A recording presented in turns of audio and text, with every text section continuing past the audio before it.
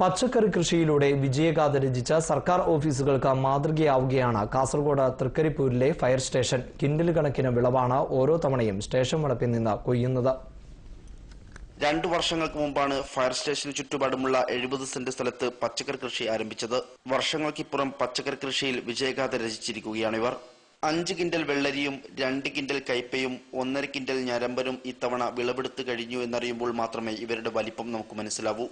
ഇതിനകത്ത് കിട്ടുന്ന ഒരു പരിപാടിയും ഇതിന്റെ ആദായങ്ങൾ എടുത്തിട്ട് ഞങ്ങൾ ജീവകാരുണ്യ പ്രവർത്തനത്തിനൊക്കെ ഉപയോഗിക്കുന്നുണ്ട്.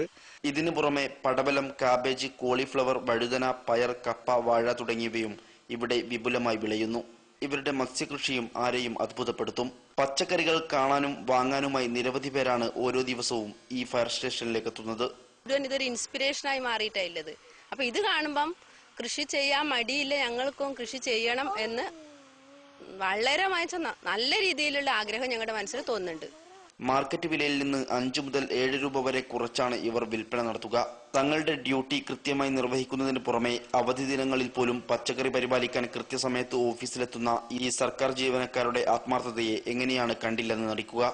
കേരളത്തിലെ സർക്കാർ ഓഫീസുകൾക്ക് തന്നെ മാതൃകയാവുകയാണ് ഈ ഫയർ സ്റ്റേഷൻ. ഓഫീസുകളിലിരുന്ന് ഉറക്കം തൂങ്ങുന്ന സർക്കാർ ജീവനക്കാർക്കുള്ള ശക്തമായ താക്കീത് കൂടിയാണ് ഇവരുടെ ഈ വിജയം.